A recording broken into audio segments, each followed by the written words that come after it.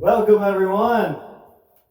I'm gonna probably have to get in touch with the phone providers, the internet providers, just to make sure we have the available bandwidth out there for viewing later on when I post this. Probably gonna break the internet, but just starting off, this is Susan Roberts that I have with me. She's my beautiful mother, and sometimes we get in some arguments, but I love her very much. There's my dad, Jimmy Hunter, both wonderful parents, and I decided to do just a little something different today, just a miscellaneous video for my YouTube page. Most of you probably know, even though I took my birthdays off of my Facebook page, most of you probably have memorized my birthday is February 26th.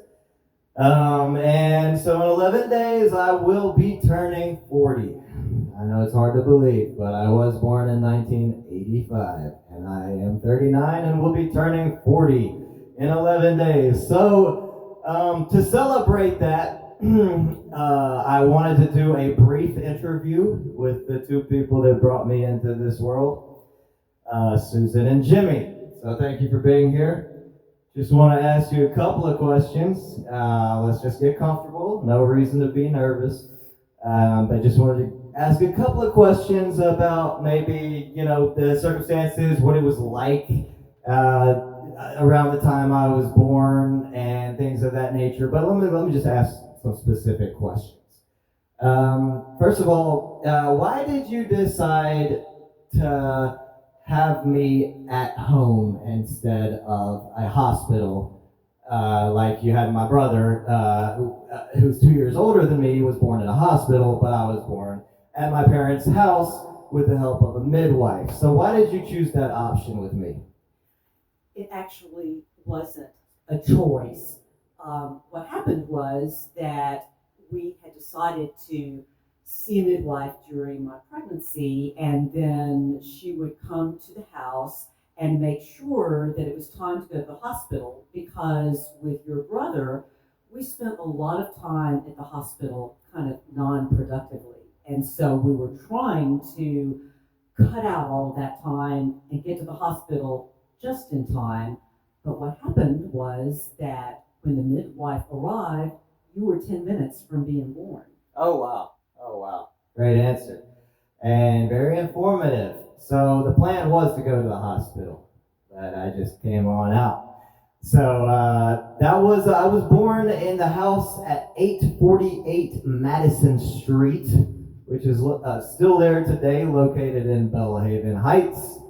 And to tell you the truth, I've always, when I drive by from time to time to this day, I still, am encouraged to knock on the door and see if they'll let me in and kind of look around. But I haven't been encouraged enough to actually do it yet, but maybe one day. I don't know. Hopefully the house will not be torn down. The last time I drove by, it wasn't looking too good. But yeah, the house is still there today, 848 Madison Street, right in the middle of Jackson. Let's see. Dad, can you tell me your general mood? Like when I was born, were you happy? Were you nervous? I mean, my older brother was already here, so he's kind of a veteran in that respect now. But were you still nervous? Were you happy? What was going through your mind at that day? Let's back up just a minute. So, we were planning on having you born at the Baptist Hospital. That's approximately 6 or 7 blocks from our house. I got up, I took a shower. Susan called the nurse midwife. She got there. I was dressed all but my shirt. I said, let me get my shirt on. We'll be ready to go. And she said, you really don't want to have this baby in the car, do you? No. I said, no, we do not. She said, forget the shirt. Oh, wow. So I was a little apprehensive. Yeah. But you were born and she was right. We would have never made it. Really? And you were born and everything was fine. Let me tell you this part. So Susan called her mother, who came to get William, and you were born before she got back home. Almost before she got out the door. Yeah, Oh, wow. yeah, Oh, geez. yeah. She had just left. Nice. So Dean Camp Right. was Dean Camp. our midwife.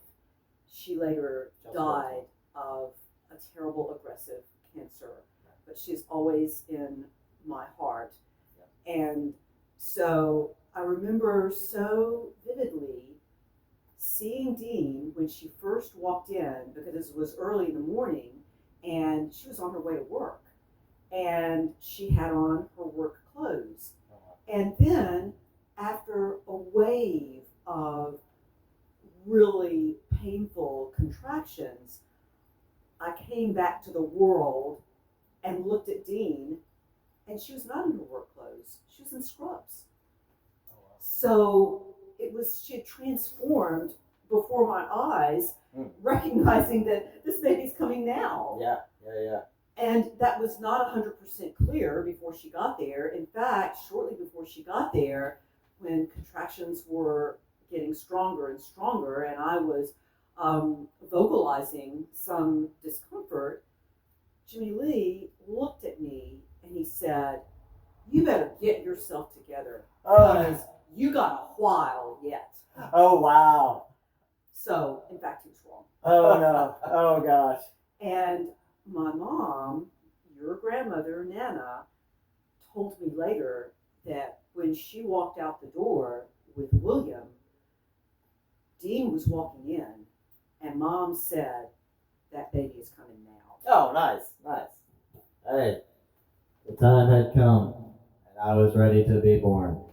Also want to take this opportunity just to thank my parents because they're both wonderful, beautiful people. They did a great job raising me, and although I know I get on my mom's nerves sometimes by being a free spirit,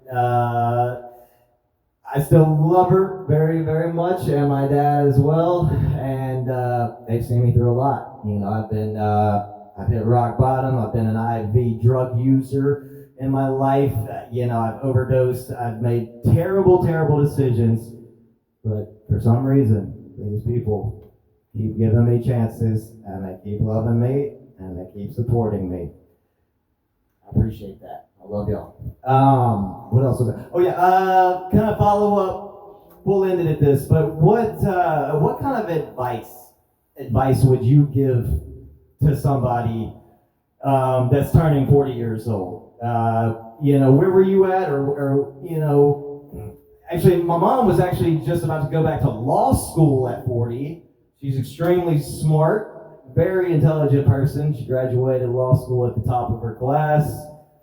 So she was really kind of, starting a new beginning for herself around this time of her life, which is kind of where I find myself right now. I like to think anyway, is kind of at a new beginning, just kind of casting off things of the past that I don't need to bring with me, and just, plotting a new path forward and starting with strength and perseverance and conviction and a beautiful support system around me. So, but really, just a word of advice for somebody in their 40th year. I'll pass this right over to Dad. Okay, we got a no comment. I would say at 40 years old, live your life like it could be your last year. I don't mean don't plan for the future, but don't look back. Just be in the moment. Live for today. I will add to that a line from Philip Roth's Everyman that Philip and I both read and enjoyed, that Philip recommended to me. Look back, atone for what you can atone for, and then make the most of what's left. Amen. Words of wisdom from my parents. Y'all heard it here. I'd like to thank them very much for their participation here, and I'd also like to thank my viewers, and everybody, especially here in Ruston. Louisiana Adult Teen Challenge saw me through some very hard times, brought me out the other side. I'd like to thank Life Church, my church family, and just all my friends here. I wouldn't be here without all of you. So thank you very much. My birthday is on the 26th, and this is the only time I'm going to announce it. And this will be the last time probably I'll ever publicly talk about my age again. Y'all have a great day. Be blessed. Thank you.